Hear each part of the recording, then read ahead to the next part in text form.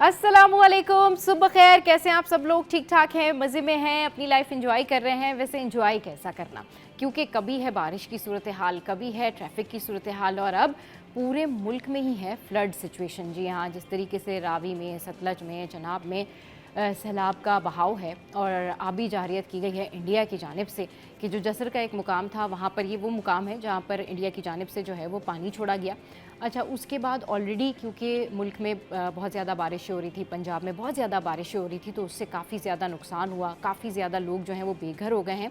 और मैं यही कहूँगी उन तमाम लोगों से जो इस वक्त फ्लड की इस सिचुएशन से गुज़र रहे हैं, सैलाब की इन तबाहकारियों से गुज़र रहे हैं, कि प्लीज़ आप लोग जो इस सैलाब के इतराफ़ जो आबादी है अपने मकानात खाली कर दें, क्योंकि जान है तो जहान है। बहुत सारे लोग जो हैं वो इसके ऊपर राज़ी नहीं थे, लेकिन उनको नुकसान हुआ। इसके अलावा हमारे यहाँ एक और भी पहलू देखा गया। एक बहुत मशहूर जर्नलिस्ट हैं जो कि वहाँ पर गई इंटरनेशनल मीडिया से, और उन्होंने जाके वहाँ पर जब ये सारी सूरत हाल कवर की तो उन्होंने बताया कि वहाँ पर जो लोग थे ना, मतलब वो जो जसर का मुकाम था या ये जो दीगर इलाके हैं, सियालकोट की साइड है, या फिर स्पेशली जहाँ से पानी छोड़ा गया इंडिया की जानिब से, वहाँ के जो एरियाज़ थे, डस्का हो गया, रावला हो गया, वहाँ क्योंकि ये बंद है रास्ते, तो जब वो वापस आ रहे थे तो उन्होंने ये मनाजिर देखे कि लोग वहाँ पर बैठे हुए थे। उन्होंने लोगों से पूछा कि आप लोग यहाँ क्यों बैठे हुए हैं? तो लोगों ने बताया कि भाई हम यहाँ पर जो है वो इसलिए बैठे हुए हैं कि हम ये देखने के लिए बैठे हुए हैं कि पानी जो है वो कितना बहाव तेज़ आ रहा है, कहाँ से आ रहा है, कहाँ से जा रहा है। तो मेरे ख्याल में ऐसा बिल्कुल भी मत करें।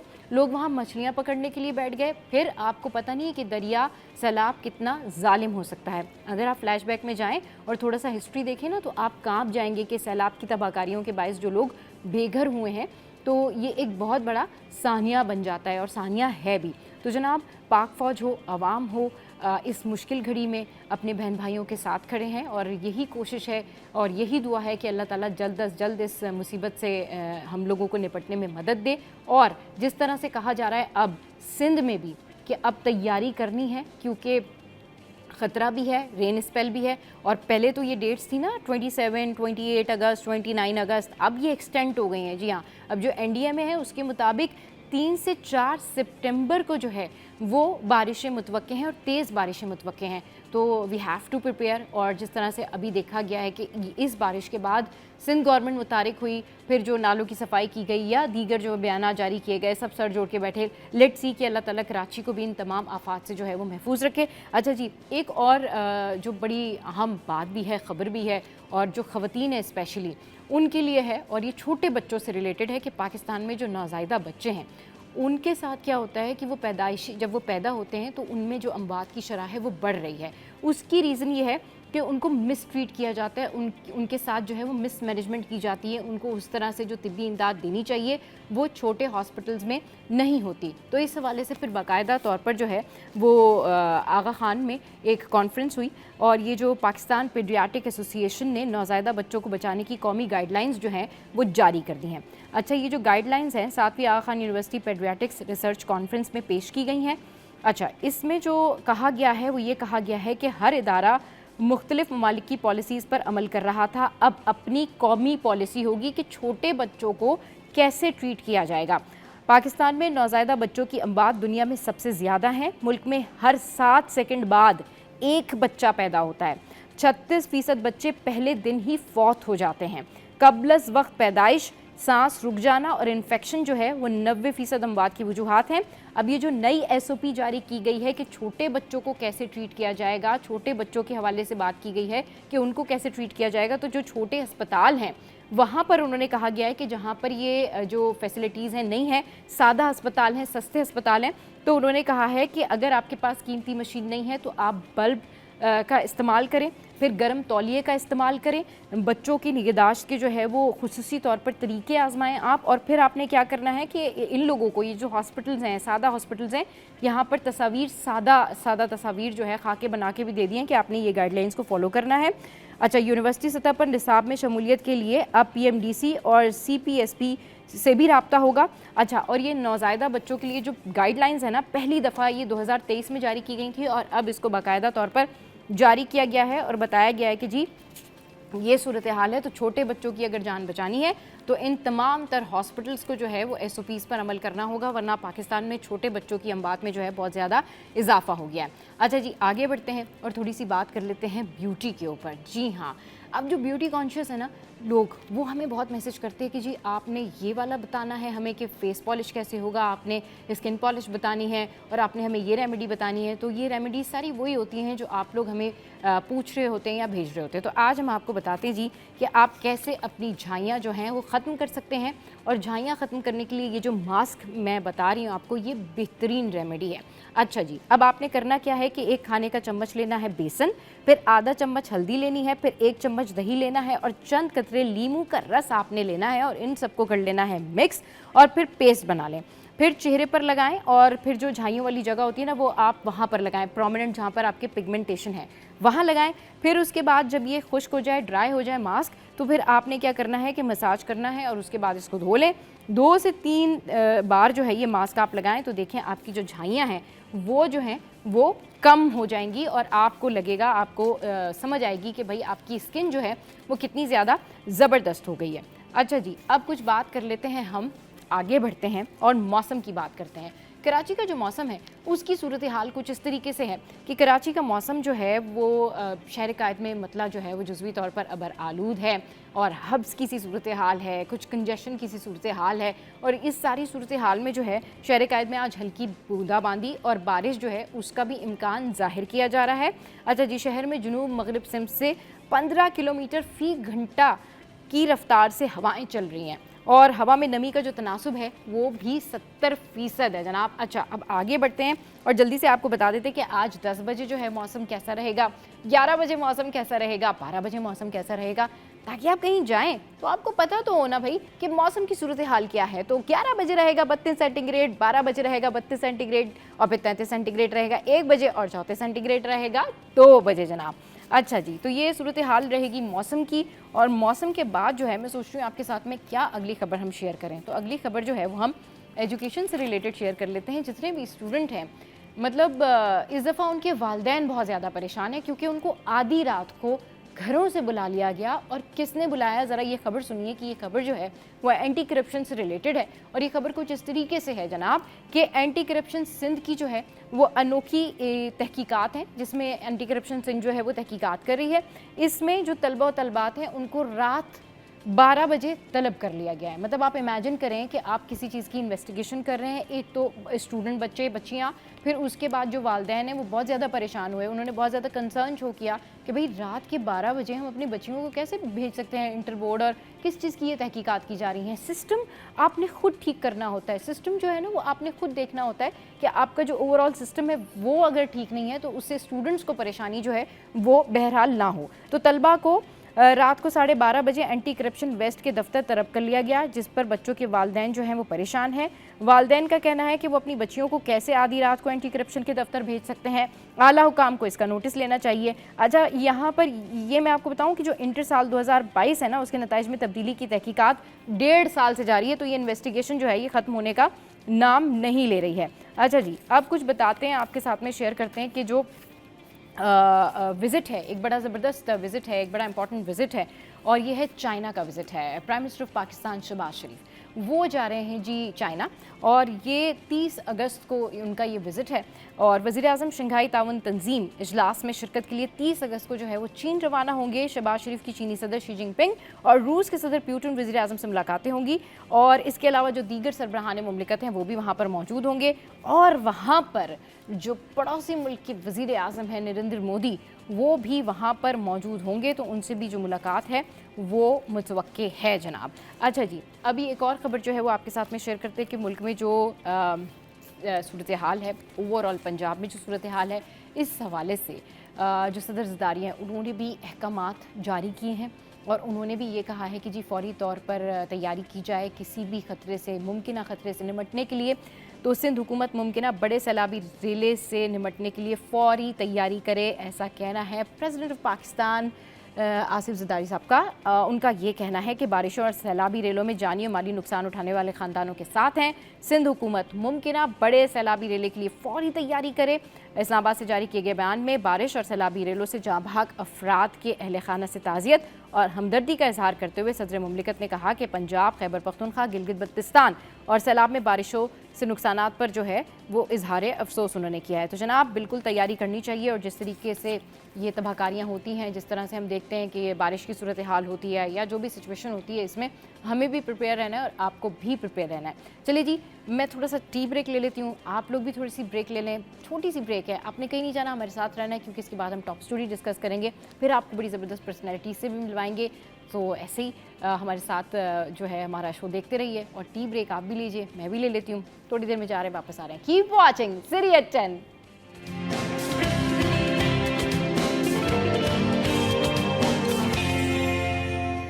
Welcome back. न्यूज़ सेशन में खुशामदीद। और जिस तरीके से हम सब जानते हैं कि जो सिचुएशन है 2-3 दिन से ओवरऑल, स्पेशली पंजाब में जो फ्लड की सिचुएशन है, चनाब हो, रावी हो, सतलज हो, वहाँ पर जो सिचुएशन है, और दरियाए सिंध में भी जो है वो कहा गया कि 84,000 क्यूसिक जो है वो रेला वहाँ से गुजरा। और सिंध में भी इस हवाले से तैयारियाँ की जा रही हैं। इस पर बात करने के लिए जो है हमारे साथ इस वक्त मौजूद हैं सीनियर कॉरेस्पॉन्डेंट खुर्शीद भाई। खुर्शीद भाई, वेलकम टू द शो। कैसे हैं आप? ठीक है, अल्लाह का शुक्र, अल्हम्दुलिल्लाह। लेकिन दिल अफसरदा है। हाँ, और क्योंकि पूरे मुल्क में इस वक्त जो है वो जो कैफियत है सैलाब की और जो हलाकतों की कैफियत है, उससे पूरे पाकिस्तान के लोग जो है वो सोगवार हैं। हाँ, और दुआ गो हैं कि इस कैफियत से हम लोग निकलें। जी, देखिए, पंजाब के बेशतर इलाके इस वक्त जो है वो ज़ेर आब हैं। सिंध के वो इलाके जो पंजाब से मुल्हिका पट्टी पर लगते हैं, बॉर्डर्स पर लगते हैं, वो वहाँ भी ख़दशा है। हाँ, और दरिया सिंध में अगर तोगयानी आई तो फिर वो इलाके ज़ेर आब आने का उनका ख़दशा होगा। सही। उसमें कंदकोट है, कंबर है, शदाद कोट है, और सखर से मुल्हिका जो आबादियाँ हैं वो हैं। जी जी। और गुज़िश्ता रोज़ जो है वो ख़ुद जो है वो NDA में और नेशनल डिज़ास्टर मैनेजमेंट और फिर ISPR ने भी एक प्रेस कॉन्फ्रेंस की। जी, देखिए, मुश्किल की इस घड़ी के अंदर जो है वो आपको और हमें और पूरी दुनिया को सड़कों पर कौन नज़र आ रहा है? पाक आर्मी के नौजवान नज़र आ रहे हैं। और हमेशा से ही ये उनकी खदमात रही हैं कि कुछ लोग नाकदीन हैं, वो फ़ौज पर तनकीद भी करते हैं। लेकिन आप ये देख सकते हैं कि सैलाब हो जो है पंजाब के ऐसे हैं जहाँ पर मदद के लिए जो है वो पाक फौज को बुलाया गया है। देखें, सैलाब की सूरत हाल हो, ज़लज़ले की सूरत हाल हो, या और कोई भी पैंडमिक हो, या हम टेररिज्म की जंग, वॉर एंड टेरर के अंदर जो हमारे लोग जो है वहाँ पर मौजूद हैं। हाँ, पाक आर्मी के जवान जो है वो हम वक्त मुल्क की खिदमत में मसरूफ़ हैं। और आप देखें कि young age captain, major, brigadier, इस तरह के लेवल के लोग जो है वो इस वक्त ऑन ग्राउंड पर जो है वो लोगों को रेस्क्यू कर रहे हैं, उनको मेडिकल फैसिलिटेशन कर रहे हैं।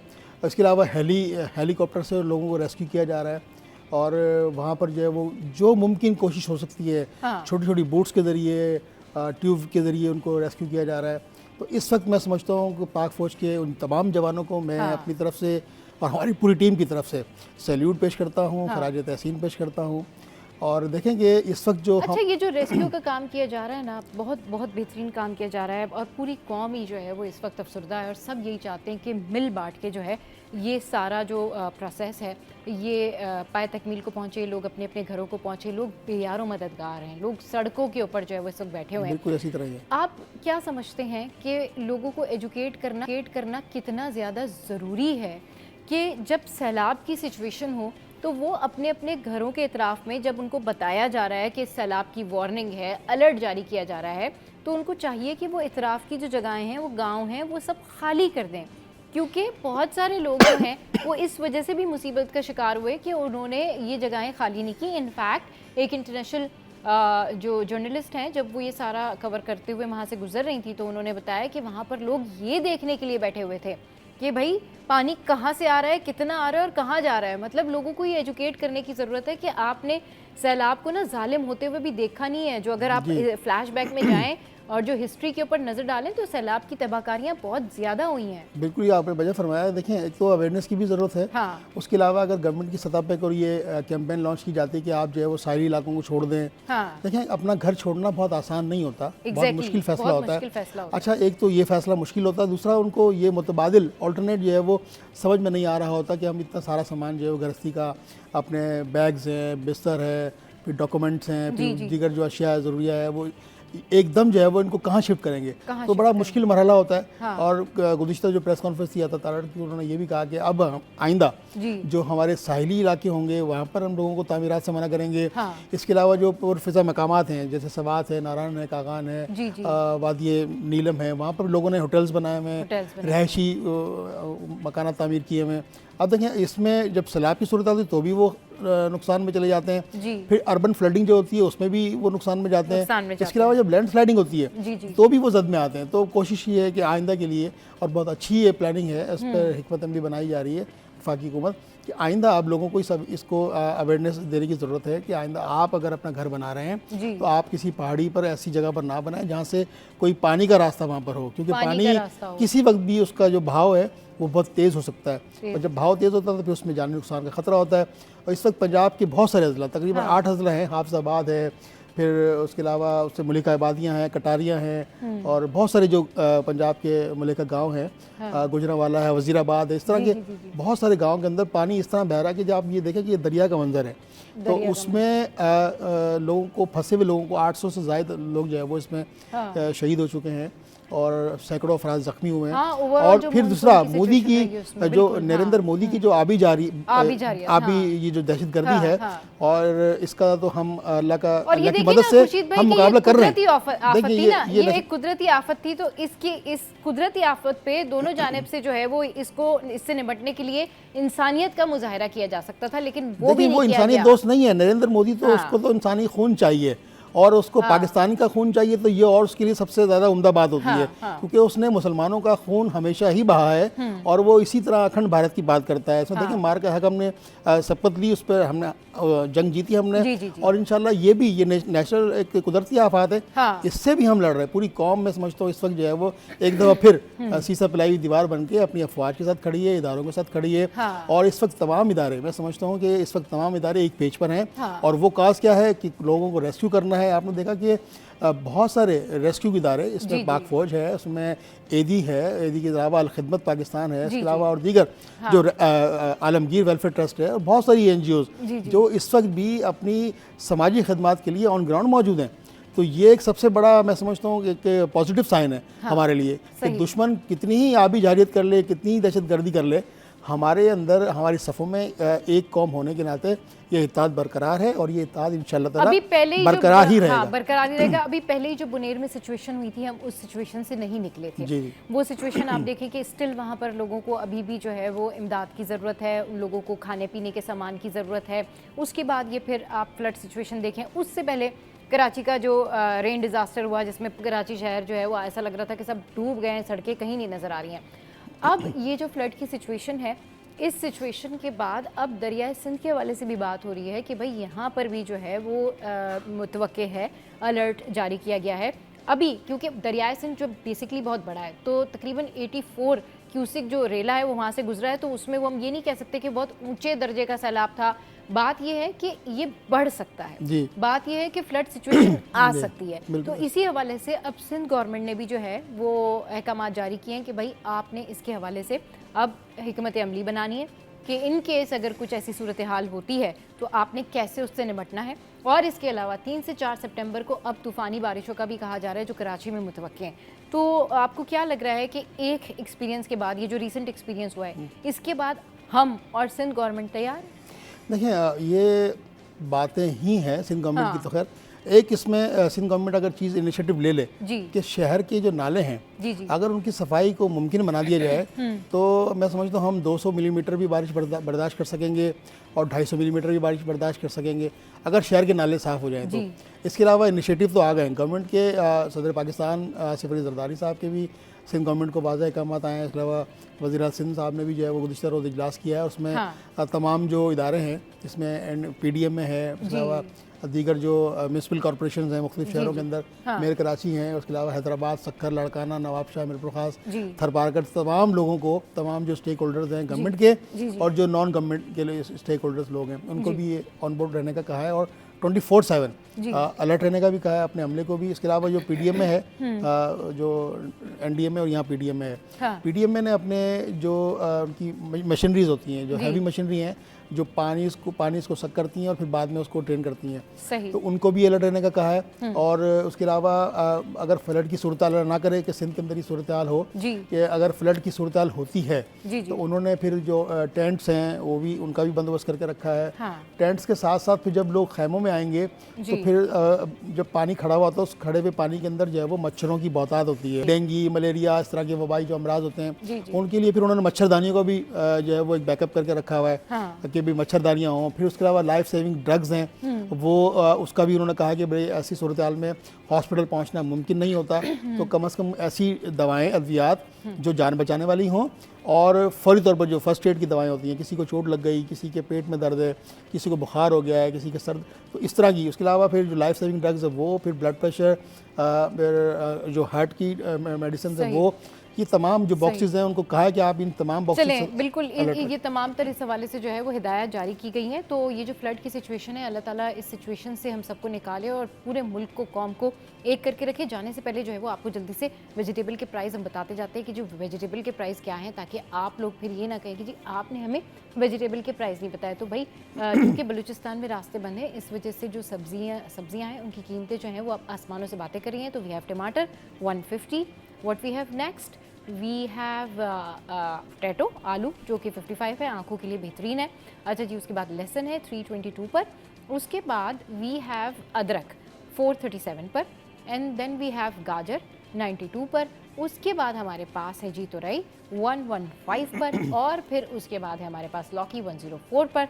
एंड वी हैव फूल गोभी 104। और उसके बाद जो है खीरा हमारे पास वो जो है 104, भिंडी जो है 173 पर है। फिर उसके बाद हमारे पास है प्याज 63 पर। तो ये है जी वेजिटेबल प्राइस जो मैंने आपके साथ में शेयर किए।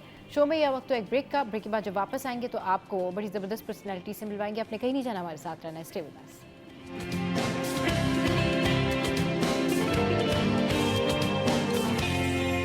Welcome back. तो किसी भी माशरे में यूथ बड़ा अहम किरदार अदा करती है और यूथ की बेहतरी के लिए, यूथ की बहाली के लिए उनकी लिए क्या इकदाम किए जाते हैं और यूथ को किस तरीके से जो है वो टेकअप करना चाहिए, गवर्नमेंट ऑफिशियल्स का काम भी होता है। तो इसमें बात करने के लिए आज हमारे साथ फहद शफीक साहब मौजूद हैं जो कि prime minister youth loan scheme जो है उसको रिप्रेजेंट करते हैं कराची में। अस्सलाम वालेकुम sir, welcome to the show. कैसे हैं आप? ठीक ठाक हैं? मैं बिल्कुल ठीक ठाक हूँ और आपने कंजूसी कर दी मेरी डेजिग्नेशन नहीं सर। बेसिकली जो प्राइम मिनिस्टर के जितने भी यूथ प्रोग्राम्स हैं जी उसका कोऑर्डिनेटर हूँ सिंध का जी। और अल्हम्दुलिल्लाह हम कोई 1 साल के अरसे में बहुत ज़बरदस्त काम कर चुके हैं।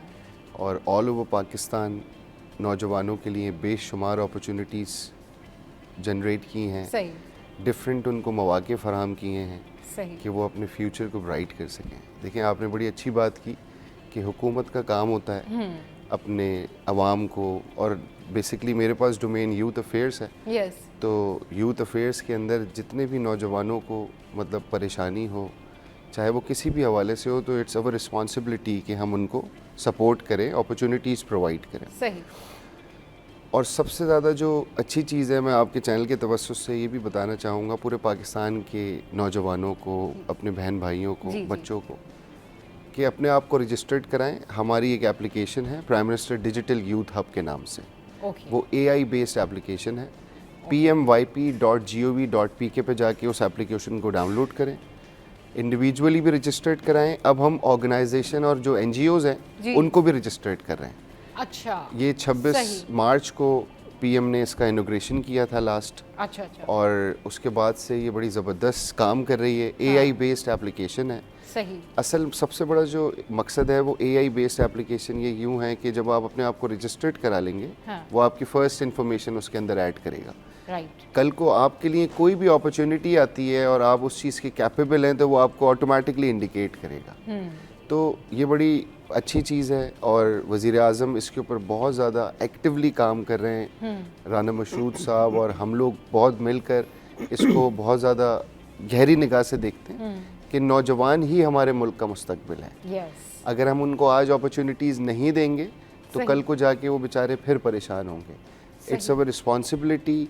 और मैं आपको ये भी बताता चलूँ, ये बड़ी खुशाइन बात है कि प्राइम मिनिस्टर यूथ प्रोग्राम ने फ़र्स्ट टाइम पाकिस्तान के अंदर ये इनिशिएटिव लिया है।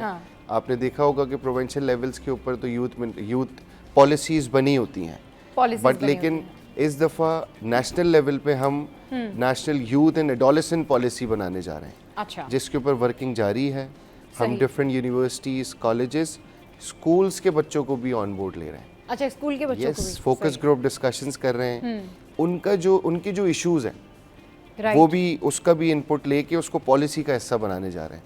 तो एडोलेसेंट को भी इस दफ़ा हमने ऐड किया है, ताकि जो स्कूल्स के बच्चे हैं कल को जाके जब वो कॉलेज यूनिवर्सिटी में आए जी, या अपनी प्रोफेशनल लाइफ में आए, तो उनको जो इश्यूज हों वो ऑलरेडी वो डिसाइड पहले हो से, चुके हाँ, हों address हो चुके और वो होंगे, पॉलिसी सही। का हिस्सा हो। पॉलिसी का आने वाली यूथ के लिए जो इशू देखें, day by day generation change होती जा चेंज रही हो है। रही है, बिल्कुल, हाँ, मतलब नई नई टेक्नोलॉजीज आती जा रही हैं।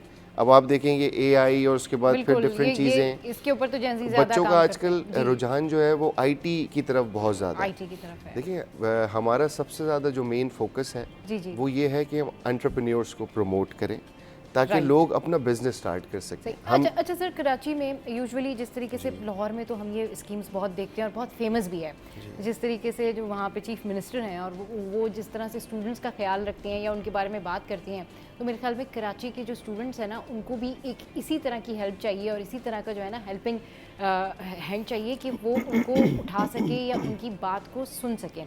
कराची के जो स्टूडेंट्स हैं उनके अंदर आप देखेंगे कि कहीं ना कहीं महरूमी है। वो इस बात को एड्रेस करते हैं कि जी जिस तरीके से पंजाब में सपोर्ट किया जाता है स्टूडेंट को, उस तरीके से हमारे पास तो कोई स्कीम नहीं है, चाहे लैपटॉप स्कीम हो या फिर लोन स्कीम हो या फिर उनको अप्रिशिएट करने के प्लेटफॉर्म्स हो। कराची में वो बहुत कम है और अगर हैं तो वो बहुत महदूद हैं। और आपको पता है कि कराची में कितने स्टूडेंट्स हैं और कितने यहाँ पर लोग हैं। तो कराची के स्टूडेंट्स के लिए स्पेशल आप लोग यहाँ पर अभी क्या ऐसा इंट्रोड्यूस कर रहे हैं जिसमें तमाम तर तलबा ही जो है वो अपने आप को एंडोर्स करा सकें, उस ऐप को ज्वाइन कर सकें और उन्हें फ़ायदा हो सके? देखें, मैं आपको बड़े मज़े की बात बताऊं कि जैसे आपने पंजाब की बात की, बिल्कुल, ये कंपैरिजन रोज़ाना तो की बेसिस पे है सर। ये रिस्पॉन्सिबिलिटी सूबाई जो वज़ीर आला होते हैं या हाँ। होती हैं उनकी होती है सही, कि वो सूबे में अपने बच्चों को या लोगों को या आवाम को जी, क्या क्या अपॉर्चुनिटीज़ दें।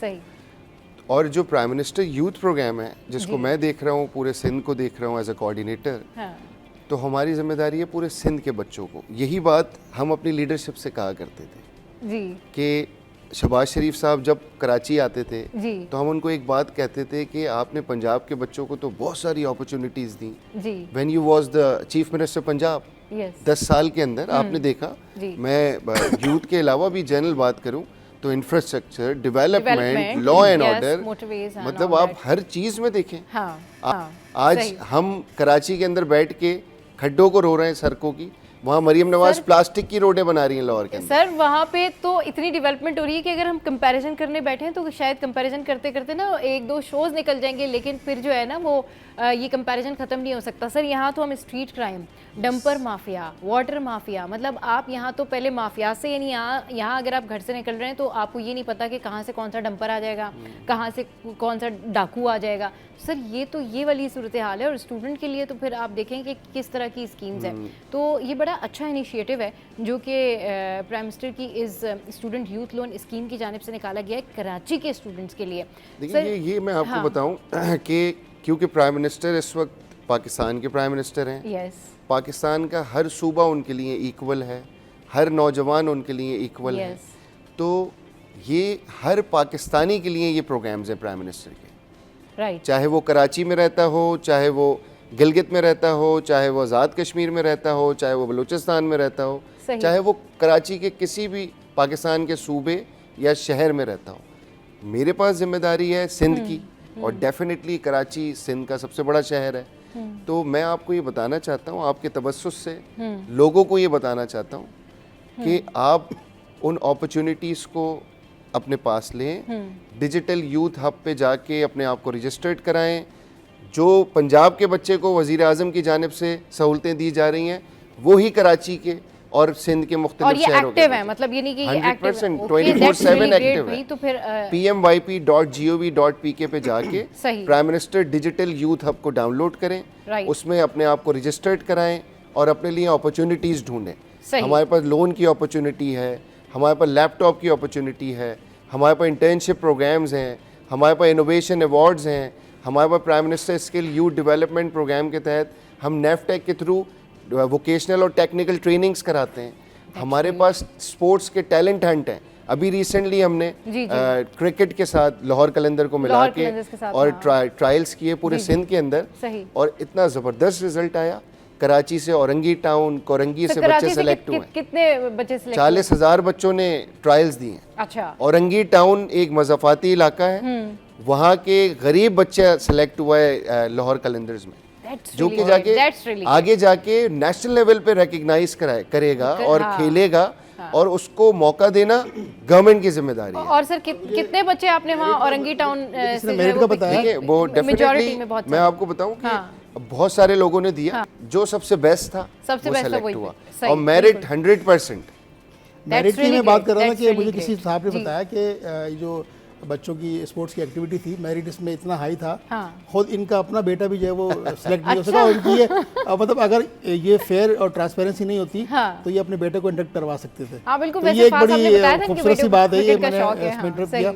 दूसरा सबा साहिबा और फास्टविक साहब बैठे हुए यहाँ पे, जो बच्चे स्कूलों से बाहर हैं, तकरीबन 50 लाख से बच्चे जायद से बच्चे जो है ना इस स्कूलों से बाहर हैं और पढ़ाई से महरूम हैं। अगर इसको भी अकोमोडेट करें इस यूथ प्रोग्राम में तो ये बहुत अच्छा इनिशिएटिव हो जाएगा आपका। ये देखिए, मैं आपको इस पे और बताता चलूँ कि अल्हम्दुलिल्लाह जब वज़ीर आज़म चीफ मिनिस्टर पंजाब थे तो आप सब ने सुना होगा कि उन्होंने एक दानिश स्कूल का मॉडल स्टार्ट किया था, जिसमें गरीब का बच्चा, किसान का बच्चा, हारी का बच्चा free of cost high standard की एजुकेशन लेता है आज भी, और फ्री ऑफ कॉस्ट लेता है। जो हमारे पास बेशुमार सक्सेस स्टोरीज मौजूद हैं, कोई इंजीनियर है, कोई डॉक्टर है, सब अपनी अपनी फील्ड में ज़बरदस्त निकल के आए हैं। तो अल्हम्दुलिल्लाह ये भी मैं अनाउंस करते हुए, और बड़ी मुझे खुशी होती है कि वज़ीर आज़म ने हर सूबे में और हर सूबे के बड़े शहर में दानिश स्कूल बनाने का ऐलान भी कर दिया है, ताकि बच्चों को ज़्यादा से ज़्यादा अपॉर्चुनिटी। बिल्कुल, ये बड़ा अच्छा इनिशिएटिव है जो कि लिया गया है प्राइम मिनिस्टर की जानिब से, और कराची के स्टूडेंट्स के लिए तो ये एक बड़ी अच्छी खबर है कि आप PMYD डिजिटल हब पे जाके जो है अपने आप को रजिस्टर कराएं, ऐप डाउनलोड करें, और उसके बाद फिर आपने जो भी वहाँ से फैसिलिटेशन हासिल करनी है उसके वाले से आप वहाँ पर रजिस्ट्रेशन करवा सकते हैं। बहुत शुक्रिया खुर्शीद भाई, आप हमारे शो पर आए। अच्छा जी, शो में यहाँ वक्त हुआ है छोटे से ब्रेक का, आपने कहीं नहीं जाना, वापस आएंगे और आपको एक ज़बरदस्त टैलेंट से मिलवाएंगे। स्टे विद अस।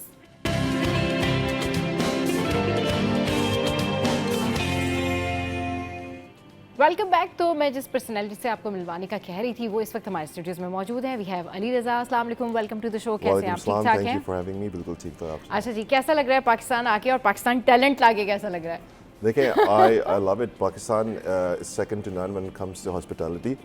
और मैं अपने साथ एक टीम लेके आया था ऑस्ट्रेलिया से for the first time in Pakistan, कि मैंने जो एथलीट्स लेके आया था just to promote जो यूथ है हमारे, because most of them उनकी जो रोल मॉडल्स होते हैं, वो जो मैं ला रहा था एथलीट्स और मैंने अनाउंस किया था, people couldn't even believe it कि ये वाकई आ रहे हैं। तो उनको भी बहुत मज़ा आया पाकिस्तान में हॉस्पिटैलिटी देख के। सही। Yes. So, ये बताएं कि ओवरऑल जिस तरीके से अब आप हैं तो लोग आपसे बड़ा इंस्पायर होते हैं। अभी आपने कहा कि जब आप एथलीट ला रहे थे तो लोगों को यकीन नहीं आ रहा था कि अली रज़ा जो है अपने साथ इतने ज़बरदस्त एथलीट लेके आ रहे हैं।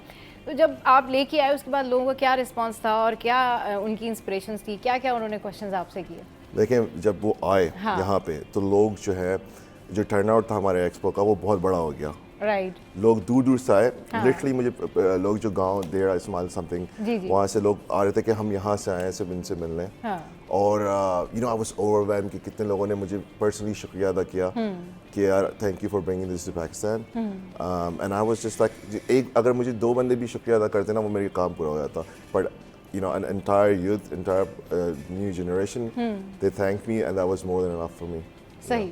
अच्छा, हमारे जो यूथ हैं, ये जो हमारे जो कहना चाहिए कि जितने भी हमारे यहाँ स्टूडेंट लेवल पर लोग हैं या जो इनको फॉलो करते हैं अली रज़ा को, उनको आप क्या मैसेज देना चाहेंगे एज कि वो भी चाहते हैं कि वो बॉडी बिल्डिंग इसी तरीके से करें, वो भी चाहते हैं वो अपनी लाइफस्टाइल को मेंटेन करें, वो भी चाहते हैं कि इसी तरह से वो फिट रहें। तो ज़रा बताएं कि वो जो लोग आपसे इंस्पायर हैं उनको आप लाइफस्टाइल बेहतर करने के लिए क्या मैसेजेस देंगे? देखिए, anything in life comes with sacrifices, compromises and self awareness. ये 3 चीज़ों की कॉम्बिनेशन है।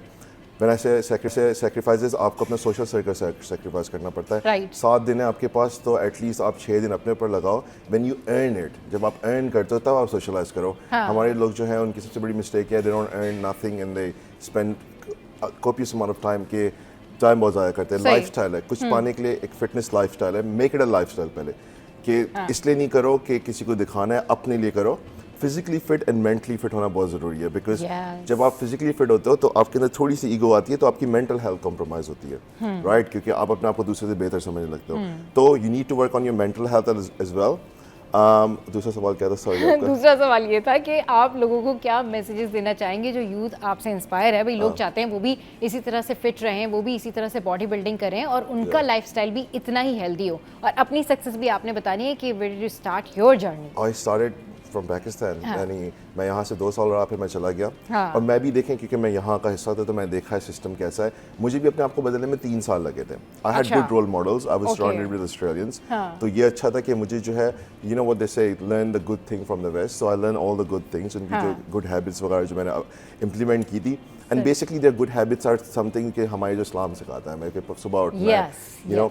सबसे अच्छी चीज़ मैंने ये की है कि अगर आपका, लोगों के पास एक्सक्यूजेस बहुत होती है, सुबह 7 बजे काम है, अगर आपका सुबह 7 बजे काम है, be the man to wake up at 5, get your stuff done by 6 and then go to work at 7। और इवन इंटरनेशनली भी अब आपको तो पता ही होगा कि लोग वहाँ पर 5 AM क्लब के नाम से जो है ना, Yes, ये मॉर्निंग, I'm a part हाँ of it. बिल्कुल, you are the part of that. Yeah. Okay, तो ये जो 5 AM क्लब है ना, ये बड़ा मशहूर है, और ये 5 AM क्लब इस तरह से कि जो लोग सुबह 5 बजे उठते हैं, उसमें बहुत सारे बॉलीवुड एक्टर्स वगैरह भी Yeah. शामिल है, जिन्होंने ये रूटीन अपनी कंटिन्यू की है। वहाँ पर वो अपनी सारी एक्टिविटीज़ को रात 9 बजे से पहले पहले जो है वो रैप कर देते हैं, और कुछ एक्टर्स तो 7 बजे के बाद काम भी नहीं करते, जस्ट बिकॉज ऑफ दैट के they have to wake up in the morning in Yes. 5 AM club. देखिए, and I fully support that, Yeah. कि 5 AM क्लब, क्योंकि आपकी ब्रेन क्लाउड हो जाता है जब आप बहुत जल्दी जलते, यू गेट फॉगी, लिथार्जिक, हाँ. फटीग।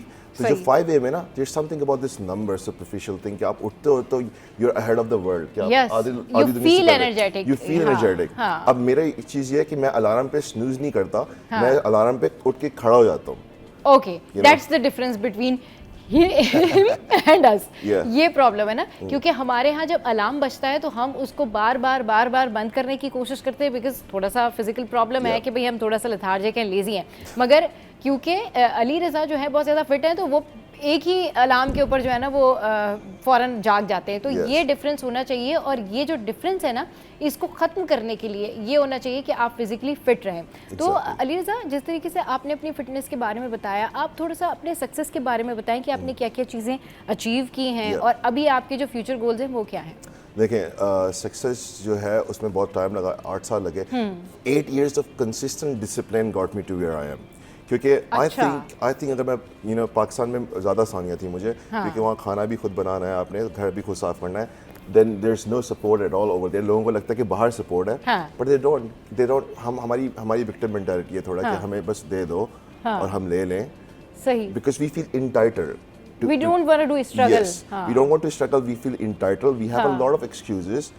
हम victim है हर चीज़ के, सब कुछ बुरा हमारे साथ हो रहा है, but no, that's not the truth. Get out of the victim mentality. पहली चीज़ ये है, you are going to save yourself. आप अपनी मदद सिर्फ खुद कर सकते हो। सही। तो when I realized कि भाई मैं अम्मी को फोन करके कंप्लेन करता रहता था, तो घर याद नहीं आता था कि घर में तो पराठे भी बन के मिल जाते बहुत। थे, और वहाँ पर तो हेल्प योरसेल्फ वाला हिसाब किताब है, मतलब यहाँ तो Exactly. नाश्ता भी खुद बनाए, और फिर जाके Yeah. सारे घर की सफाई भी खुद करें, बाकी भी काम को खुद करें, नाश्ते भी खुद लेके आए।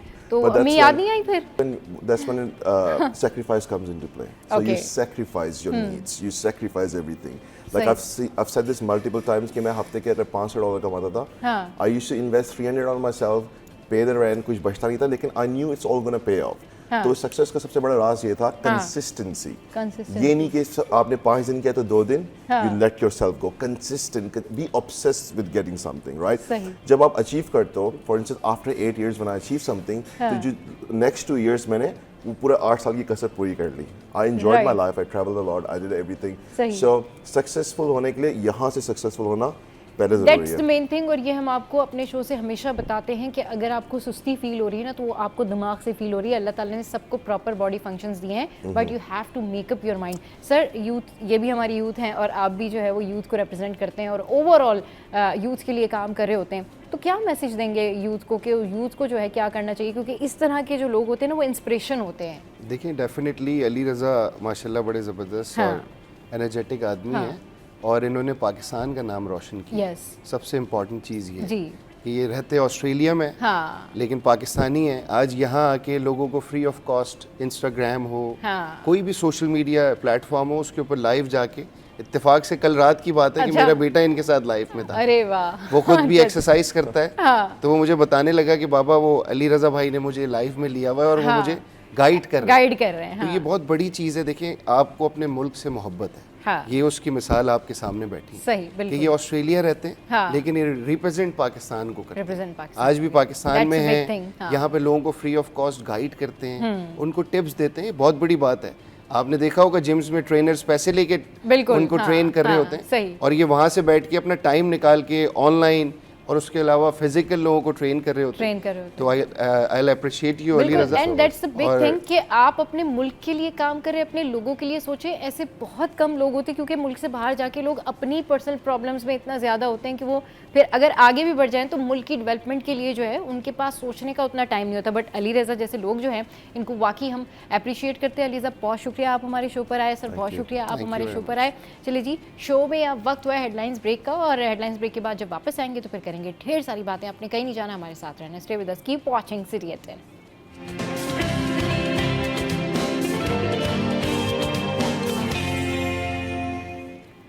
Welcome back. और अब कुछ बात कर लेते हैं बॉर्न बेबीज़ की, नौज़ायदा बच्चों की। पाकिस्तान में हामला ख़वातीन और नौज़ायदा बच्चों की अमवात में जिस तरीके से इजाफा हो रहा है, इस हवाले से बरतानवी जरीदे में अब ये ख़बर भी शाया हुई, इसको मेंशन भी किया गया कि जो गर्मी है उसकी वजह से नौज़ायदा बच्चे और जो माएँ हैं उनकी जानों को ख़तरा है, और 45 लाख के करीब जो है वो इस तरह से जाने जा चुकी हैं। इसके मुख्तलिफ कॉजेज़ भी हो सकते हैं, किसी को मेडिकल कंडीशन भी हो सकती है, किसी का कोई और भी इशू हो सकता है, लेकिन उसका एक फ़ैक्टर ये गर्मी भी है।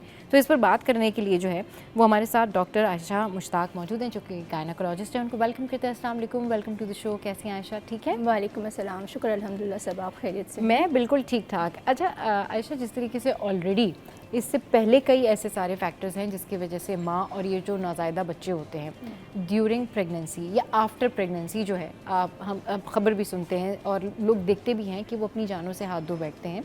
तो इसकी रीज़न क्या होती है, और गर्मी इसका कितना बड़ा की फैक्टर है?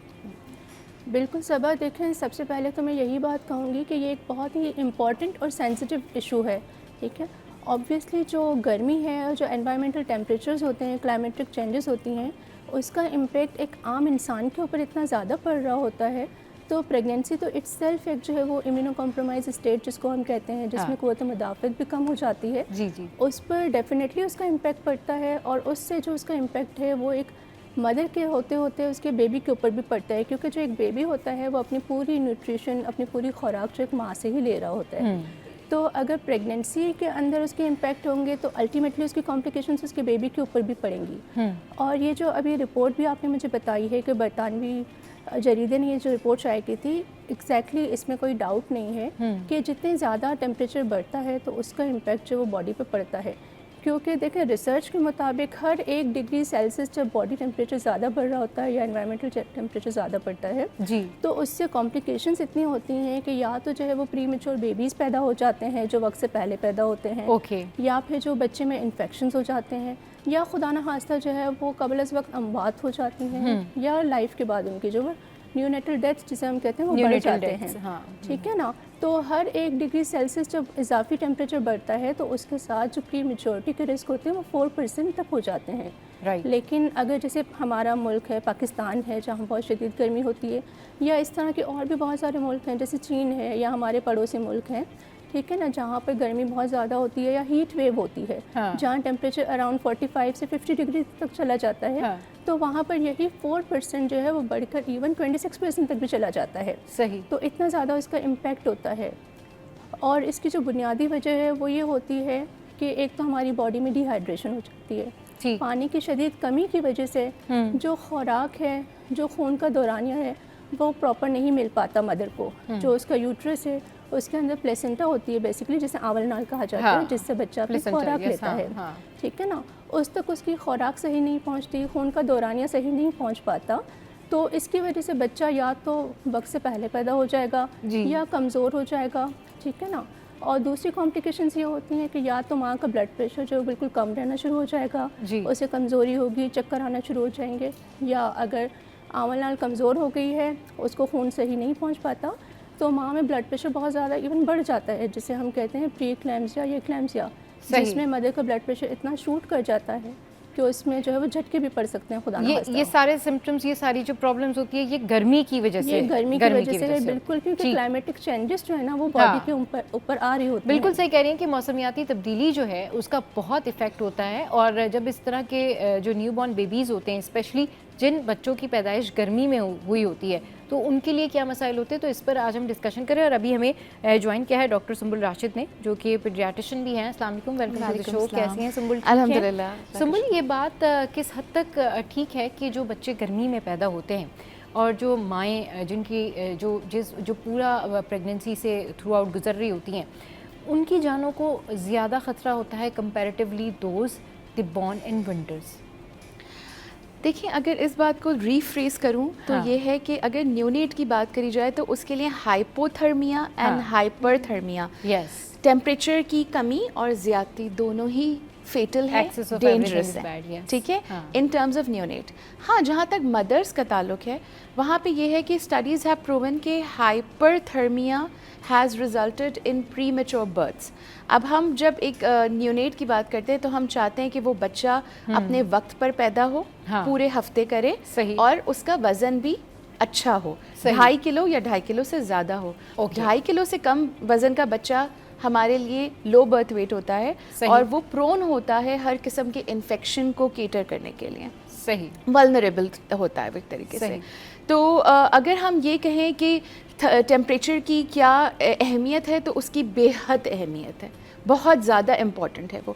मदर के लिए तो है ही है, क्योंकि उसको ड्यूरिंग द प्रेगनेंसी अपना ख्याल रखना है, सारी चीज़ें एसोसिएट करती हैं। अगर मदर बहुत ज़्यादा हॉट एनवायरनमेंट में है, स्वेट कर रही है, थर्स्टी है, अपना ब्लड प्रेशर कंट्रोल नहीं कर पा रही, तो उसके साइड इफ़ेक्ट्स बेबी की ग्रोथ पे होते हैं।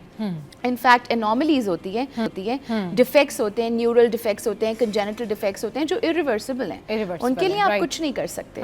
लो बर्थ वेट को चले फिर भी आप केटर कर लेंगे कि उसको NICU केयर दे देंगे, और वो बेबी जो है वो ठीक हो जाएगा, एक तरीके से आप एक्सपेक्ट कर सकते हैं। पर जो कंजेनिटल डिफेक्ट्स हैं, न्यूरल डिफेक्ट्स हैं, उनके लिए आप कुछ नहीं कर सकते। सबसे इंपॉर्टेंट बात मैं यहाँ ऐड करना चाहूँगी कि हीट एग्जॉस्शन से होता क्या है। हीट एग्जॉस्शन से 2-3 चीज़ें होती हैं। सबसे इंपॉर्टेंट चीज़ ये होती है कि आपके जिस्म में हार्मोन ऑक्सीटोसिन बढ़ जाता है। क्यों बढ़ जाता है? क्योंकि जब आपका एंटी डायूरेटिक हार्मोन रिलीज होता है, जो डिहाइड्रेशन के वक्त में रिलीज होता है, वहीं से ऑक्सीटोसिन रिलीज होता है। जब दोनों साथ रिलीज होते हैं तो यूट्रस में कंट्रैक्शंस पैदा होना शुरू हो जाती हैं। इमैच्योर कंट्रैक्शंस जो हैं वो प्री टर्म लेबर की तरफ मदर को ले जाती हैं। सेकेंडली, हीट टॉक्सिन्स पैदा होते हैं। हीट टॉक्सिन्स जो पैदा होते हैं वो बच्चे की जो फॉर्मेशन हो रही होती है उसको ट्रिगर करते हैं, उसको डिस्ट्रॉय करते हैं, उसकी सेल्स को डिस्ट्रॉय करते हैं। न्यूरल डिफेक्ट्स, कंजेनिटल एनॉमलीज, वो सब एसोसिएट करती हैं। सही। एंड थर्डली, जो आपका प्लेसेंटा है उसकी परफ्यूजन रिड्यूस हो जाती है। जब परफ्यूजन रिड्यूस की बात हम करते हैं, उसका मतलब होता है कि उसकी ब्लड सप्लाई कम हो जाती है। ब्लड सप्लाई कम हो जाती है। अच्छा, ये जो 3 कॉजेज़ बताएं डॉक्टर सुंबुल ने, तो इसका सोल्यूशन क्या है? किस तरीके से मदर्स को अपनी केयर करनी चाहिए? किस तरह से ओवरऑल जो है अपनी केयर करते हुए प्रेगनेंसी के उस एंड मोमेंट तक पहुंचना चाहिए जहां पर उनका जो बेबी है वो उसमें किसी किस्म की कोई कमी ना हो, ना वो प्रीमेच्योर हो, और माँ जो है वो भी सेहतमंद हो?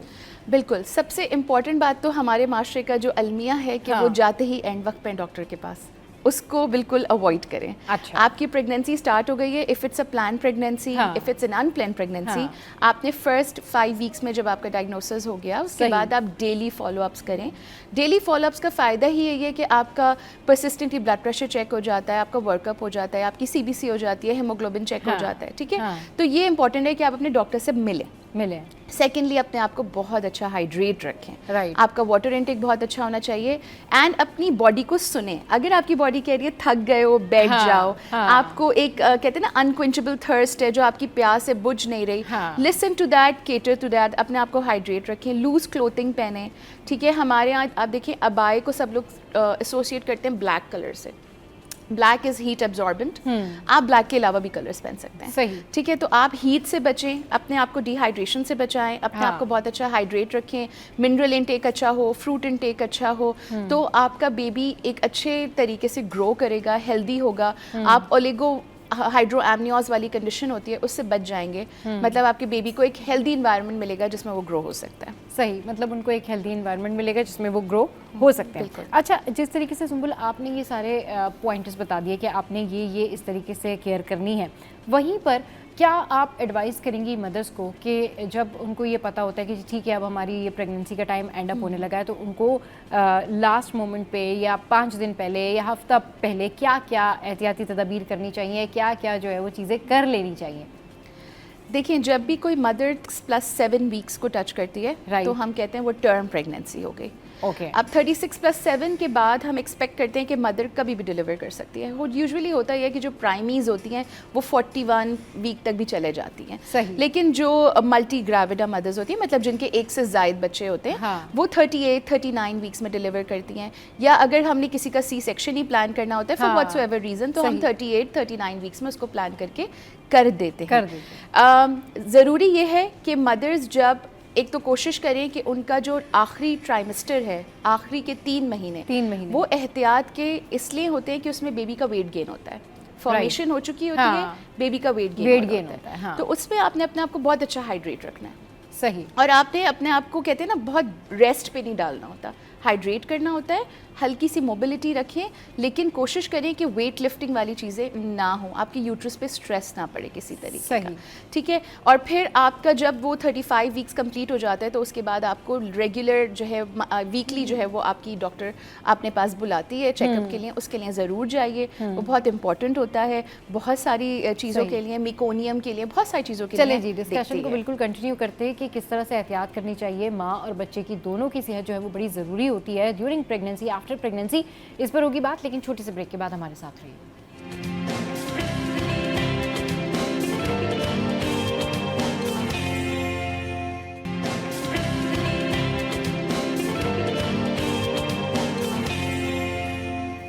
Welcome back. माँ और बच्चे की सेहत बड़ी ज़रूरी है और इस हवाले से क्या करना चाहिए और क्या नहीं करना चाहिए, तो इस पर बात करने के लिए डॉक्टर आयशा हमारे साथ हैं। डॉक्टर आयशा, कहना चाहिए ना कि फ़र्स्ट वीक जब से किसी खातून को ये पता चलता है कि भाई अब वो प्रेग्नेंट है या वो प्रेगनेंसी की तरफ जा रही है, तो उसको क्या एहतियात करनी चाहिए, क्या चीज़ें उसको, कौन से विटामिन्स, कौन सी चीज़ें करनी चाहिए, कौन सी एक्सरसाइज करनी चाहिए और क्या नहीं करना चाहिए?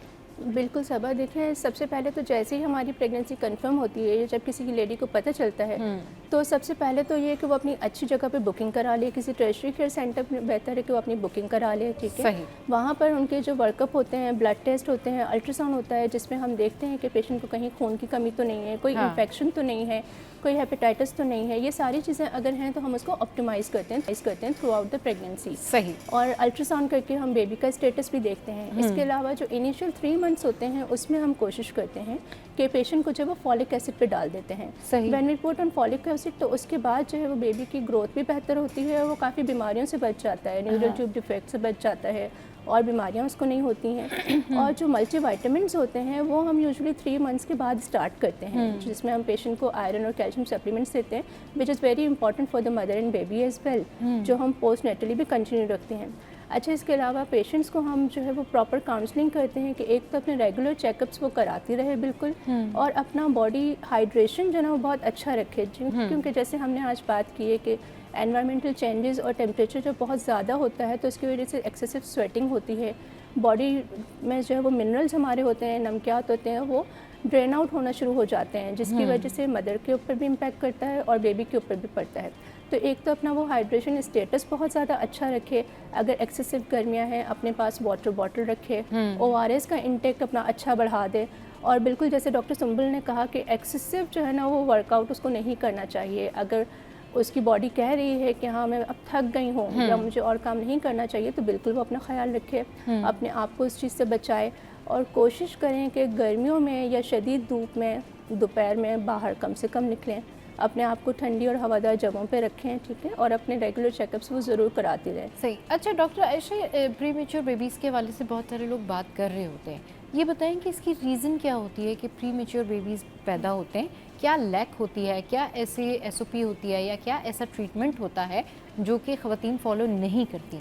देखें, एक तो हमारे माशरे में कि वाकई एक लेट बुकिंग जो ना सबसे मेन इसका रीज़न है कि ख़वातीन को इतनी अवेयरनेस लेट बुकिंग से मुराद ये कि वो लेट जाती हैं बहुत लेट आ रही ये बताने के लिए कि भाई हम प्रेग्नेंट हैं, इलाज कराने के लिए ट्रीटमेंट में जो है वो देर कर देते हैं। बिल्कुल, या वो टर्शरी केयर सेंटर में बहुत ज़्यादा लेट पहुँच रही होती हैं, ठीक है, शुरू से अपने चेकअप्स नहीं करा रहे होते हैं, उनका न्यूट्रिशनल स्टेटस बहुत अच्छा नहीं होता है, एनीमिया होता है, उनमें खून की कमी होती है, या फिर उनकी आमल नाल जो वो सही से फंक्शन नहीं कर पाती है, जिसकी वजह से बच्चे कबल अज़ वक्त के प्री मेच्योर पैदा हो जाते हैं।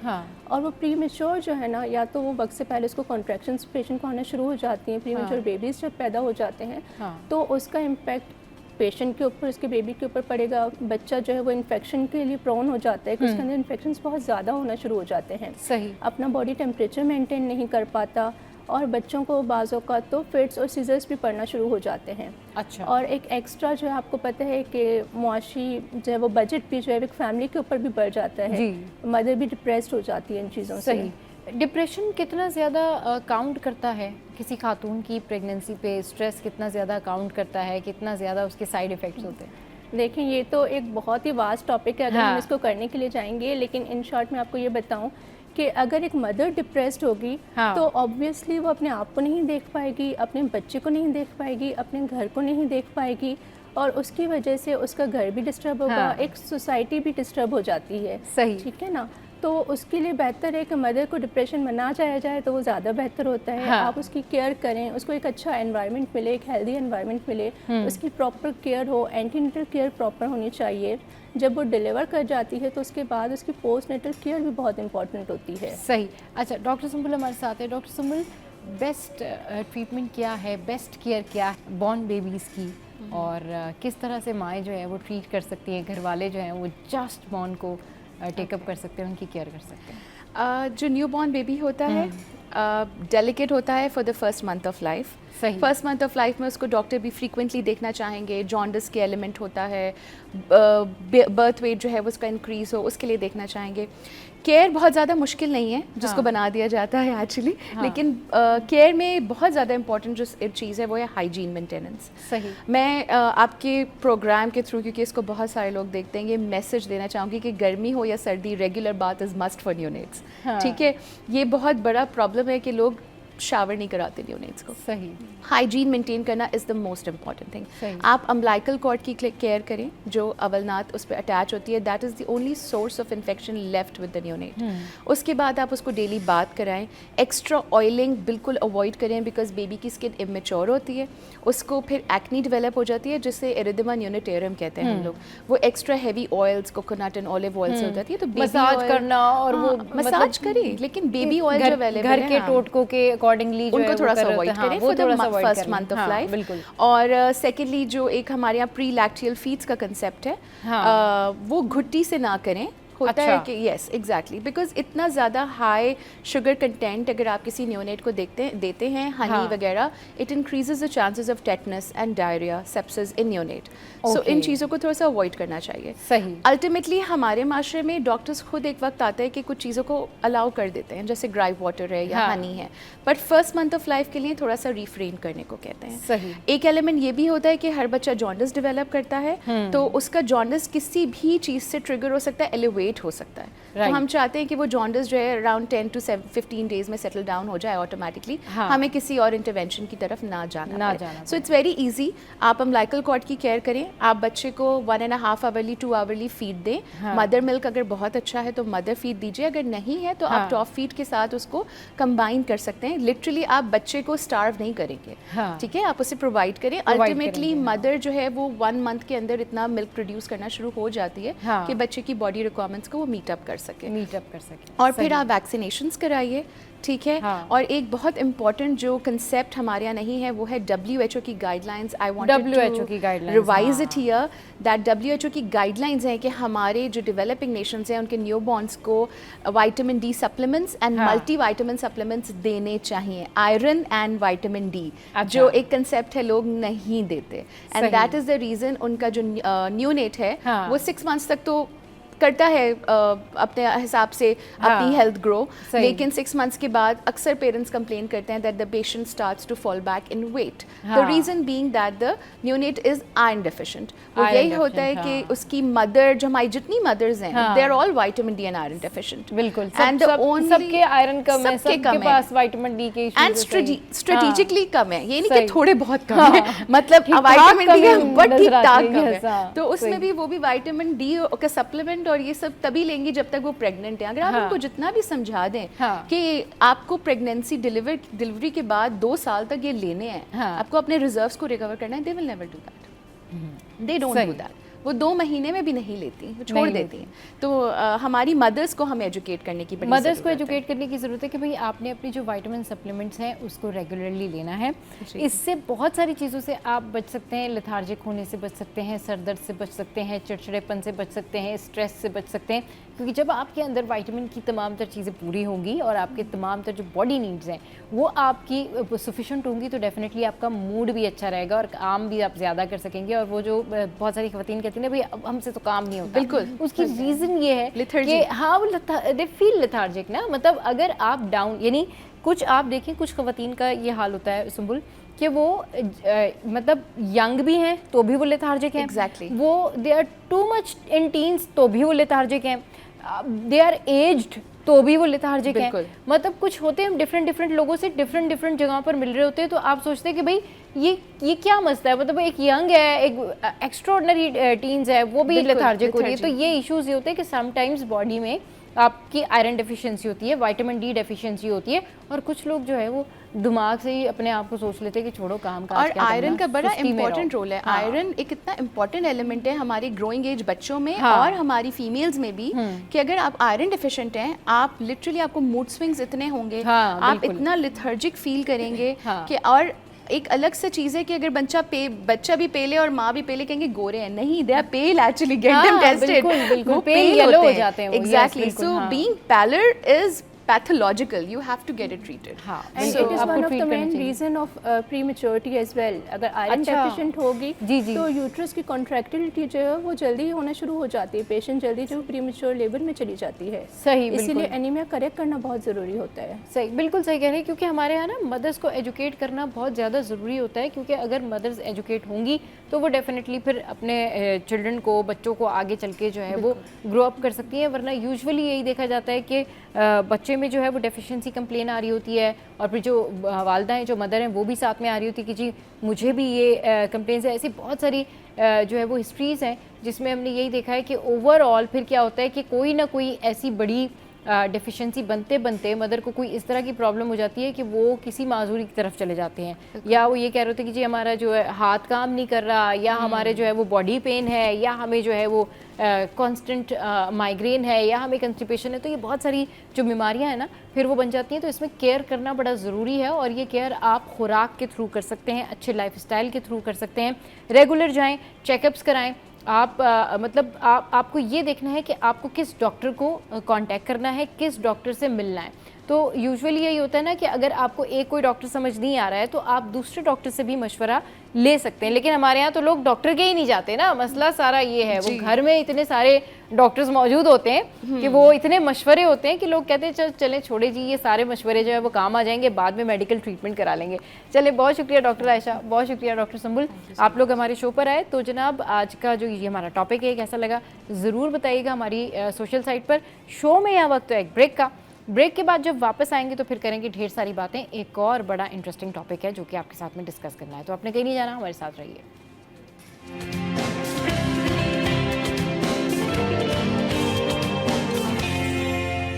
Welcome back. तो थोड़ी सी बात करते हैं इस इशू पे कि जो लोग बाहर जाना चाहते हैं, स्पेशली स्टूडेंट्स हैं या फिर रोज़गार की गर्ज से जो लोग बाहर जाना चाहते हैं, तो वाकई जब वो बाहर जाते हैं तो उनके साथ वही सारा कुछ हो रहा होता है जो वो सोच के जा रहे होते हैं, या सिचुएशन कुछ डिफरेंट होती है जिसको हम कह सकते हैं कि कहीं धोखा तो नहीं हो जाता उनके साथ। और धोखा इस सेंस में नहीं होता कि कोई आपके पैसे चुरा के भाग जाए, या कोई आपका सामान चोरी कर ले, या आपको कोई और प्रॉब्लम हो। धोखा ये होता है कि आप जो माइंड मेकअप करके जाते हैं, जो आप कैलकुलेशन करके जाते हैं, जब वो आउट हो जाती है तो वो फिर उस ज़िम्रे में आता है जिसको आप कहते हैं कि ये तो जो मैंने सोचा था वो हुआ ही नहीं, तो ये तो सोच का धोखा हो गया।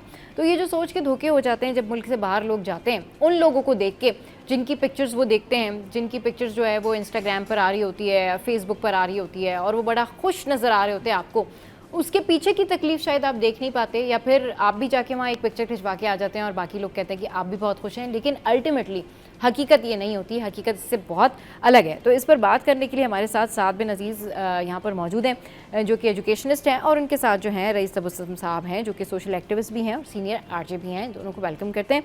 अस्सलाम वालेकुम, वेलकम टू द शो। कैसे हैं आप लोग? ठीक ठाक हैं? अच्छा सर, आपसे स्टार्ट करते हैं कि ये बताइएगा कि जब कोई भी नौजवान या कोई भी शख्स कमाने के लिए, रोज़गार के लिए, पढ़ने के लिए जब मुल्क से बाहर जाता है तो वो 3-4 गोल्स लेके जाता है कि मैं पढ़ भी लूँगा और फिर मैं जॉब भी कर लूँगा और फिर मैं कुछ पैसे भी बचा लूँगा और मैं कुछ घर पे भी भेज दूँगा।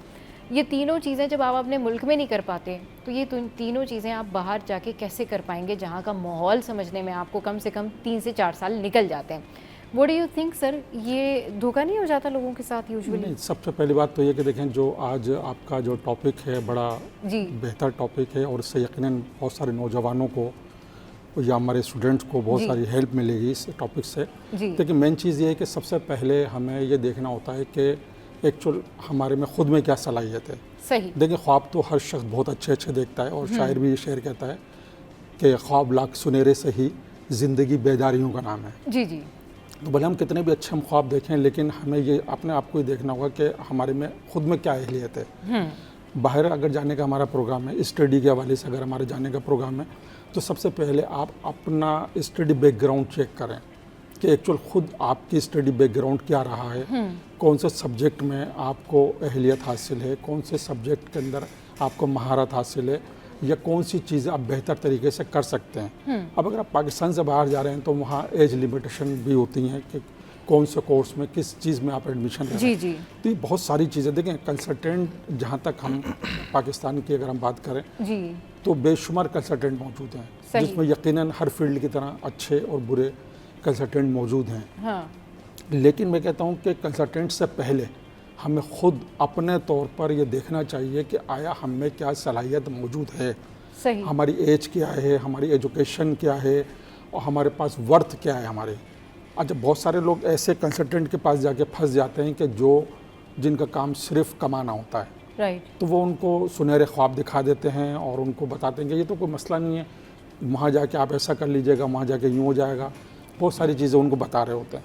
लेकिन मैं ये कहता हूँ कि अगर आप बाहर जाने का प्रोग्राम है, किसी भी फील्ड में जाने का प्रोग्राम है, किसी एजुकेशन साइट पे जाने का प्रोग्राम है, तो सबसे पहले आप अपने आप को देखें, अपनी सलाहियतों को देखें। उसके बाद आप ये देखें कि आया आप किसी कंसल्टेंट के थ्रू जा रहे हैं या आप अपने थ्रू जा रहे हैं, क्योंकि बहुत सारी एप्लीकेशंस मौजूद हैं जिसमें फ्रॉड भी होता है। जी जी। कि ये फॉर्म भर दें, ऐसा कर लें, बस अब आपका डेटा जो है दूसरी तरफ ट्रांसफ़र हो गया। जी। तो आप उन चीज़ों से बचें। जो अथॉराइज या बेहतर जो कंसल्टेंट है पाकिस्तान के अंदर, आप उनसे रब्ता करें। ठीक है, आप जिस तरह से बात करें ना कि बेहतर कंसल्टेंट से रब्ता करें, बिल्कुल करें, लेकिन यूजुअली ये होता है कि जब आप कहीं जा रहे हैं तो सबसे रब्ता है ना वो आप अपने आप से खुद करें। उसकी रीज़न ये है कि क्या मैं बाहर जा सकता हूँ, क्या मेरी ये मेंटल कैपेबिलिटी है कि मैं वहाँ की जो मुश्किलात है वो फेस कर सकता हूँ, क्या मुझे वो जो घर के खाने की आदत है और वो जो अम्मी के हाथ के खाने की आदत है वो मैं छोड़ सकता हूँ या नहीं छोड़ सकता हूँ। कहीं मैं बाहर जाके इतना स्ट्रेस तो नहीं हो जाऊँगा कि मैं दूसरों के साथ मिल के डेवलपमेंट के, तरक्की के, तामीरी क्या काम करूँगा जब मैं मेंटली खुद खुश नहीं होऊंगा।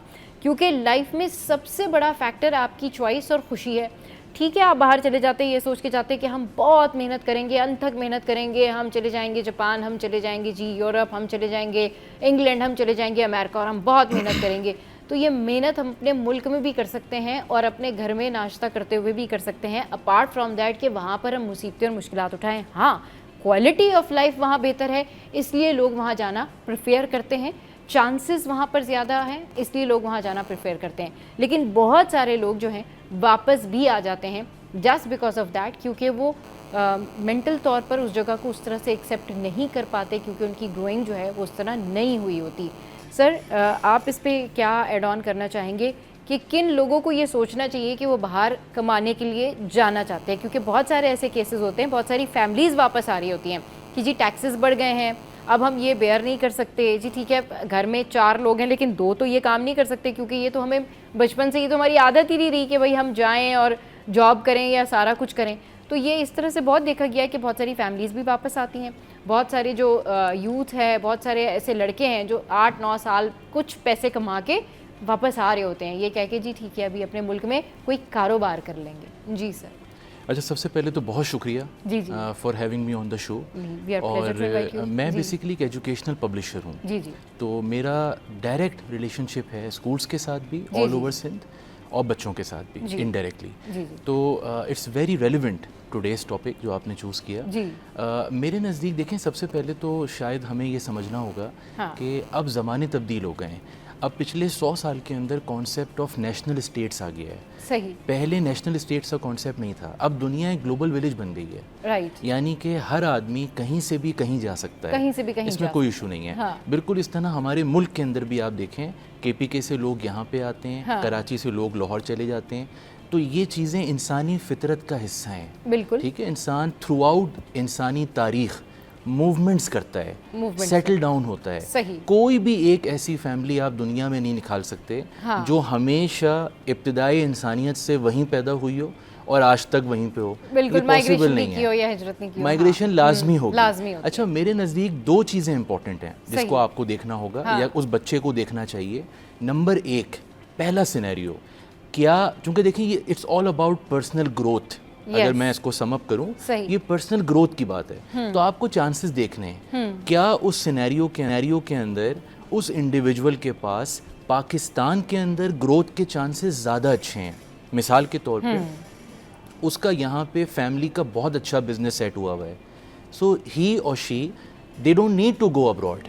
वो यहीं पे वापस आए, उसे कंटिन्यू करे, टेकअप करे और आगे लेके चले। ग्रोथ के चांसेस यहाँ ज़्यादा हैं उसके। On the very other hand, अगर आप इसको फ्लिप कर दें सिनेरियो को हाँ। कि ऐसा आदमी, ऐसी औरत, ऐसा लड़का, ऐसी लड़की जिसके यहाँ पे इतने चांसेस नहीं हैं रिलेटिवली, जितने चांसेस शायद बाहर ज़्यादा हैं। सही। तो he should definitely give it a shot. सही। बाकी जो बात सर ने की है वो बिल्कुल अपनी जगह बजा है। हाँ। आपने इसको मज़ीद खूबसूरती के साथ समअप किया हाँ। कि आपको ये देखना है कि हाँ। आपकी इमोशनल स्टेबिलिटी भी है या नहीं, ग्रोथ के फैक्टर के अलावा ये साइकोलॉजिकल फैक्टर्स आ गए कि आपकी इमोशनल स्टेबिलिटी भी है। क्या आप इमोशनली सरवाइव कर जाएंगे? क्या आप लोनलीनेस का शिकार तो नहीं हो जाएंगे? आप पैनिक तो नहीं हो जाएंगे? तो ये चंद चीज़ें हैं। लेकिन सर, जिस तरह से अभी आपने कहा ना, हमारे यहाँ बहुत सारी ऐसी फैमिलीज़ हैं जिनके सरों पर सिर्फ ये जुनून सवार होता है कि उनके बच्चे किसी भी तरीके से बाहर चले जाएं। अगर बच्चे ने इंटर कर लिया है तो भाई बाहर भेज दो, मैट्रिक कर दिया है तो बाहर भेज दो। वो लोग ये गोल ही सेट नहीं करते कि आप यहाँ भी अच्छा पढ़ के, यहाँ बहुत कुछ करके बाहर घूमने जा सकते हैं, बाहर पढ़ने जा सकते हैं। बहुत सारी फैमिलीज़ ऐसी हैं, सारी फैमिलीज़ नहीं, जो सिर्फ यही लेक्चर दे रही होती हैं बच्चों को बचपन से कि भाई बाहर जाना है, बाहर कमाना है। वो कभी भी इस बात पे फोकस नहीं करती कि आप यहाँ अच्छा पढ़ें, उसके बाद आपको लगता है कि बाहर किसी यूनिवर्सिटी में आपका रेलेवेंट एडमिशन होता है, आप जाएं, आप अगर वहाँ पर साइड में जॉब कर सकते हैं तो कर लें। और सर की बात जिस तरीके से कि अगर कोई बिज़नेस की फैमिली है या कोई ऐसी फैमिली है जिनका बिज़नेस यहाँ पर इस्टेब्लिश है तो वो आला तालीम के लिए वहाँ जाए। लेकिन यहाँ पर जो अगर देखा जाए ना तो तकरीबन 60% जो पेरेंट्स हैं या 60% जो फैमिलीज़ हैं, उन्होंने अपने बच्चों को ये प्रेशर दिया होता है कि आपने बस मैट्रिक कर लिया, बाहर ट्राई कर लो, आपने इंटर कर लिया, बाहर ट्राई कर लो। उससे क्या होता है कि ना वो तालीम के रहते हैं, ना वो अपनी एक्टिविटीज़ के रहते हैं, ना वो यहाँ हैबिचुअल होते हैं कि वो वर्क हार्ड करें। वो अपने दिमाग को मेंटेन करते हैं कि हमने मुल्क के बाहर जाके वर्क हार्ड करना है और बस हमारी ज़िंदगी का पूरा मिशन जो है ना वो इसके ऊपर इन्हिसार करता है कि हमने तो बस बाहर ही जाना है। और बाहर जाना है, क्या करना है कुछ नहीं पता, मेहनत करनी है, बहुत ज़्यादा मेहनत करनी है, पैसे कमाने हैं। तो ये क्या वाकई एक सही विज़न है जो कि पेरेंट्स की जानिब से बच्चों को दिया जाता है? इस पर बात करेंगे छोटी सी ब्रेक के बाद। हमारे साथ रहिए।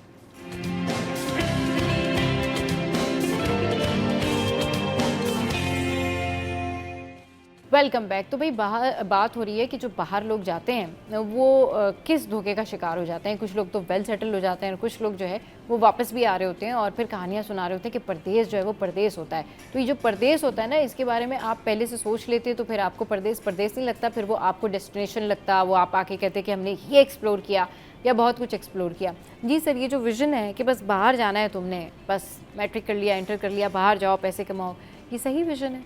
नहीं, मेरे हिसाब से बिल्कुल सही नहीं है। उसकी बुनियादी वजह यह है कि अल्लाह का शुक्र है कि हमारे पाकिस्तान में बेशुमार मौक़े मौजूद हैं। हाँ।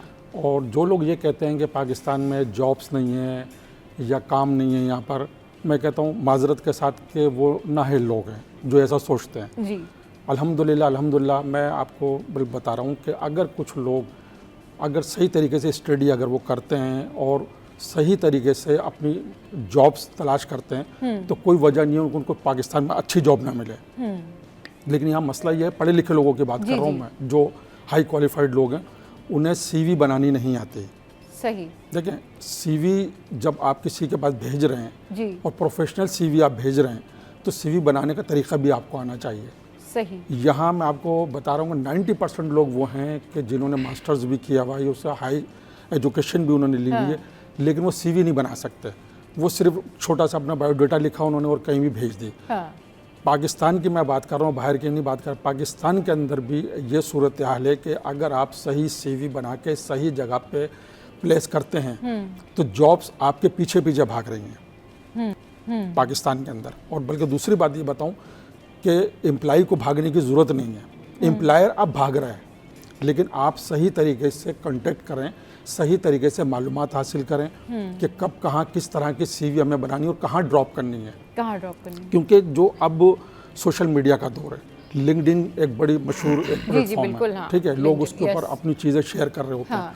तो बेशुमार जो एप्लीकेशंस आ रही होती हैं, उनका प्रोग्राम से ऐसा होता है कि वो उसमें से सॉर्ट आउट करते हैं। वो ऑटोमेटिकली फ़िल्टर हो रही होती हैं चीज़ें कि आपकी क्या एजुकेशन है, आपकी क्या एज है और आप क्या करना चाहते हैं। वो सारी सॉर्ट आउट होके और फिर जो है कि एम्प्लॉयर के पास वो चीज़ पहुंचती है। उसको फिर वो देखता है कि अच्छा, फिर एप्लीकेशन के अंदर जो ना कीवर्ड जो है बड़े इंपॉर्टेंट होते हैं कि कीवर्ड आप कौन सा यूज़ कर रहे हैं उसके अंदर।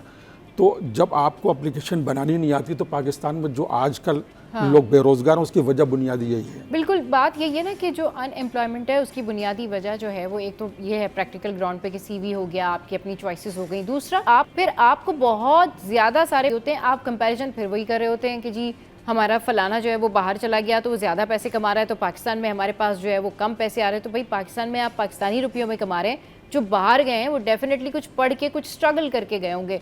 सर, ये जो कॉन्सेप्ट है कि बाय हुक और बाय क्रूक बाहर जाना है और कमाना है, इससे आप किस हद तक मुत्तफिक हैं? बन जाता है फ्यूचर, चाहे कोई स्टूडेंट हो, चाहे कोई आम इंसान हो, चाहे कोई बाहर रेडी लगा रहा हो, चाहे कोई भी हो, अगर वो बाहर जाता है उसका फ्यूचर बन जाता है? सर, पैसे तो खैर आ जाते हैं, 10-12 साल में घर चर भी बन जाता है, लेकिन क्या ये ठीक है? देखिए, बहैसियत एक एजुकेशनल डॉक्टर के और बहैसियत एक पब्लिशर के, जी मैं आई एम वेरी हैप्पी कि ये जो आपने आज टॉपिक छेड़ा है ना, जी, and I will circulate the reels on this. ये इतना बर्निंग इशू है हमारी यहाँ करियर काउंसलिंग के अंदर, आपकी सोच है सही। हर सेकंड थर्ड स्टूडेंट कंफ्यूज्ड है कि what am I suppose to do, क्या मैं ये करूँ, क्या मैं ये करूँ, मैं बाहर जाऊँ, मैं यहाँ पे रहूँ। देखिए, बड़ा बेसिक सा एक चीज़ हमें अंडरस्टैंड करनी होगी। पहले जो मैंने आपसे बात की थी उससे हट के, जी जी, सबसे पहले तो अल्लाह ताला का शुक्र अदा करें कि आप एक आज़ाद मुमलिकत में रहते हैं। हाँ। पाकिस्तान आपका मुल्क है। हाँ। आपके पास बेशुमार अपॉर्चुनिटीज़ हैं। मैं सर की बात से 100% मुत्तफिक हूँ और जिस तरह आपने भी समअप किया, बिल्कुल सही बात है। बच्चों को, पेरेंट्स को ये समझाना चाहिए कि बेटा इस वक्त इस बात को समझो कि पाकिस्तान इतनी बड़ी आबादी है, इतनी बड़ी आबादी है कि आप इससे तसव्वुर का अंदाज़ा लगाइए कि सिर्फ कराची की आबादी, हाँ, अनऑफिशियली में आपको तकरीबन 4 करोड़ है। सही। और पूरे कॉन्टिनेंट ऑफ ओशियाना जिसका ऑस्ट्रेलिया हिस्सा है, उसकी आबादी इज़ लेस देन कराची। तो आप पाकिस्तान को तो छोड़ देना, सिर्फ कराची की बात करें, हाँ। आप मार्केट साइज देखें तो इस वक्त हमारी यूथ को मेरा ये पैगाम होगा कि don't just go for jobs, jobs की इंपॉर्टेंस अपनी जगह है, हमेशा रहेगी। हाँ। हर सिनेरियो बिजनेस के लिए नहीं होता। सही। लेकिन आप कोशिश करें कि एंटरप्रेन्योरशिप की तरफ जाएं। अपने कारोबार को शुरू करें। उसमें 2-4 साल फेलियर्स होंगे, उसके बाद जो आपको सक्सेस मिलना शुरू होगी, हाँ। उसमें कोई सीलिंग नहीं है। सही। उसमें कोई रोक टोक नहीं है। जितनी गुड़ डालेंगे उतना मीठा बनेगा, जितनी मेहनत करेंगे उतने पैसे कमाएंगे। ये एक बहुत बड़ी मार्केट है।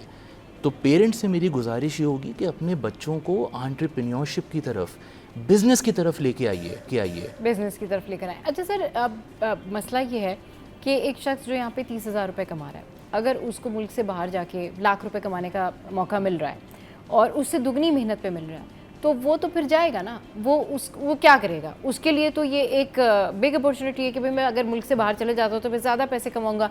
इस सिचुएशन को आप कैसे देखते हैं? लोगों को फिर चले जाना चाहिए कि ठीक है जी 30,000 की सैलरी यहाँ पे मिल रही है तो लाख वहाँ बन रहे हैं तो मैं चले जाता हूँ, हो जाती है चीज़ें मैंने जिस तरह से। देखिए, मेरा ये ख्याल है कि आपको ना दो चीज़ों पे फोकस करना चाहिए। हाँ। उन बच्चों को भी और उन माँ बाप को भी। सही। अगर आप इतना ही ज़्यादा डेस्परेट है ना, हाँ, कि मुझे बाहर जाना ही जाना है, सही, तो 2 चीज़ों की उस बच्चे को अवेयरनेस लाजमी दें। एक कि हाँ, बेटा वहाँ जाके तुम्हें इमोशनली स्टेबल रहना है। सही। वहाँ पे तुम्हें ये नखरे नहीं मिलेंगे, वहाँ पे तुम्हें ये कल्चर नहीं मिलेगा। हाँ। तुम्हें ये परेशानियाँ होंगी, तुम इसको सह लोगे। हाँ। इसको बर्दाश्त कर लोगे। देखें, अवेयर करें अपने बच्चों को।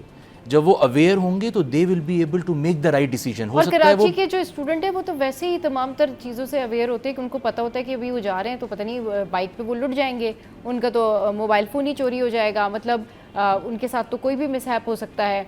कभी भी कोई डंपर वाला आ सकता है, कभी भी कोई मुर्गी वाला जो है उसका ट्रक आ सकता है, कभी भी कोई भी हादसा हो सकता है। तो कराची के जो शहरी हैं वो तो मेरे ख्याल में उनकी ट्रेनिंग इतनी ज़बरदस्त हुई हुई है कि वो आराम से अगर बाहर जाते हैं तो मेरे ख्याल में सर ये वाली ग्रूमिंग तो कराची के हर स्टूडेंट। अच्छा, एक चीज़ मैं इसमें ऐड करूँ। देखिए, जो अच्छा सब लोग ऐसे नहीं है। हाँ। कुछ लोगों में वाकई आप सही कह रही हैं कि डेस्पिरेशन ज़्यादा होती है। हाँ। तो अब उनका सिनेरियो क्या होता है, अगर आप उनको ये मौका या उनको ये मौका नहीं मिलेगा ना, वो ज़िंदगी भर रिग्रेट करते रहेंगे कि काश हम चले जाते, तो यूं हो जाता, तो ऐसे हो जाता। तो ऐसे लोगों को कुछ टाइम के लिए ट्राई कर लेनी चाहिए।